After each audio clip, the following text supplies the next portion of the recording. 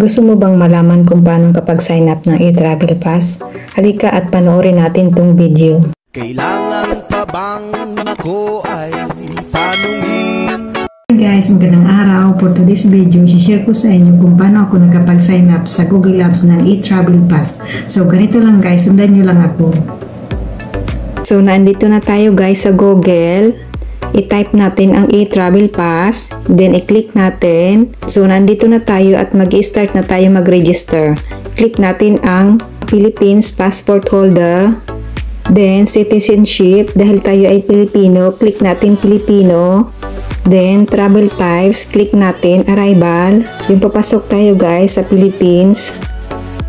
Then transportation type, click natin yung arrow down at i-click natin air. Then, ilagay natin yung date kung kailan ang arrive natin sa Pilipinas. Then, enter email. Ilagay natin guys yung active nating email. Very important yung guys kasi doon natin marireceive ang ating confirmation sa e-travel pass. Then, re-enter natin uli ang ating email address. Then, check the box. Then, continue. So guys, nandito na tayo sa step 1. So, magpifill up na tayo guys ng ating personal profile. Click natin yung name. Then, type natin guys yung ating pangalan, middle name, at ating last name.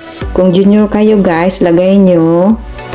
Then, ang ating passport number. Then, i-type natin ang ating passport number. Wag natin guys kakalimutan yan. At tayo ay babae, ilagay natin female. At ilagay din natin ang ating birthday. Then, citizenship, lagay natin Pilipino. Bansa, kung saan tayo pinanganak, click natin Philippines. Occupation, kung ano guys ang ating trabaho. Ako, ilalagay ko DH. Click natin guys. Then, maglalagay tayo ng Philippines number. Pwede guys yung number ng asawa mo, mama, papa, ni ate at ni kuya. Then, click natin ang next. Nandito na tayo sa step 2, permanent country of residence. Click natin ang country. Then, lagay natin Philippines. Then, click natin state province. Hanapin natin guys yung probinsya natin. Ako ilalagay ko Camarines Sur.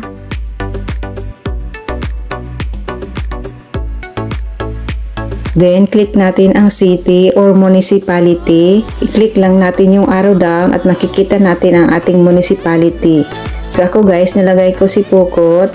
And then, click natin barangay. Lagay natin guys, scroll down lang. I-click natin yung arrow down at makikita natin ang ating barangay. Then, click natin yung house number, building, or street. Kung meron guys, ilagay nyo. Kung street lang, pwede naman guys. Then, address, line 2. Optional naman ito. Pwede naman hindi lagyan. Click na natin guys ang next. Guys, nandito na tayo sa step 3. Travel details, Philippines arrival. So, ayan guys, nag-pop up na dito kung kailan ang alis natin. Then, country of origin, kung saan tayong bansa galing. I-click natin yung arrow down at hanapin natin yung bansa kung saan tayo galing. Ako guys, nilagay ko Malaysia. Kung connecting kayo guys, halimbawa Saudi to Dubai, Dubai guys ang ilalagay nyo. Then, kung tayo daw ay OFW, click natin yung arrow down at click natin yes. Then, OFW classification, click natin yung arrow down at click natin land base. Then, purpose of travel.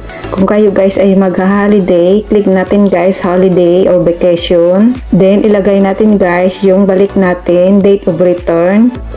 Then, traveler type, aircraft passenger, o i-click lang natin guys yung arrow down, makikita natin guys yung aircraft passenger. Then, name of airlines. Click natin yung arrow down and then at hanapin natin yung pangalan ng airlines na sasakyan natin at i-click natin yung guys. At kung special flight kayo guys, check nyo yung box. Then, flight number, click natin yung arrow down at hanapin natin yung flight number at i-click natin yung guys.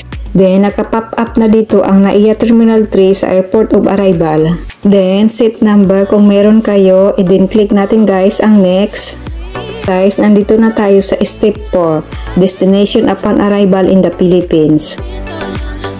Then, click natin residence at ito guys, magpa-pop up na dito yung address natin na pinilapan natin sa personal profile. Then, maglalagay ulit tayo guys ng ating contact number. Pwede rin guys yung number mo sa ibang bansa or number mo sa Philippines. Then, click na natin guys ang next. Ayan guys, nandito na tayo sa step 4, health declaration. Kung nag-travel kayo sa loob ng 30 days, click nyo yung arrow down or add. Then, kung may history na nagkasakit tayo sa loob ng 30 days, nilagay ko guys, no. Then, click next. So, ayan guys, nandito na tayo sa last step, summary. Then, isa-isahin natin guys kung tama ba ang ating mga pinilapan. Pwede naman natin guys ma-edit. Pindutin lang yung pen sa taas. I-make sure natin guys na correct lahat ng ating mga pinilapan bago natin i-submit. So, ayan guys, na-review na natin at correct naman lahat ng information. Click na natin yung submit. So, ayan guys, i-travel, congratulations. So, ayan guys, lumabas na yung ating ID. Then, marireceive na natin guys yung email na galing sa e-travel pass. So, ayan guys, ito yung email sa akin ng e-travel pass. So, ayan guys, screenshot na natin at isave na natin sa ating gallery. So, ayan guys, hanggang dito na lang. Salamat sa inyong panonood. Happy holiday! Sa mata makikita ang aking